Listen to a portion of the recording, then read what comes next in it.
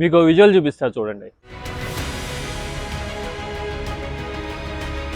చూశారుగా, బాతుల్ని ఇలా పొలాల్లో ప్రత్యేకంగా దింపి తిప్పుతూ ఉన్నారు.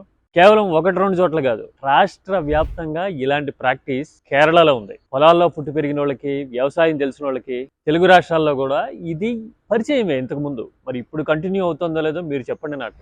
ఎందుకు ఇది ఇంపార్టెంట్ అంటే, పంట వేసే ముందే ఇలా పొలాల్లో దమ్ము చేలు అంటూ ఉంటారు కోస్తాల్లో. ఈ దమ్ము చేలల్లో వీటిని తిప్పడం వల్ల మట్టిలో ఉండే ఆ పురుగుల్ని ఇవి పట్టుకుని తినేస్తాయి ముందే. దానివల్ల పంట సురక్షితంగా ఉంటుంది. దాంతోపాటు ఎరువులు, రసాయనాలు వాడాల్సిన అవసరం సగానికి పైగా తగ్గుతుంది. అందుకోసమే కేరళలో ఇప్పటికీ బెస్ట్ ప్రాక్టీసెస్ ఉన్నాయని, ఎరువుల వాడకం దేశవ్యాప్తంగా చూస్తే చాలా తక్కువ ఉన్న రాష్ట్రాల్లో కేరళ ఒకటే అని చెప్తారు కదా.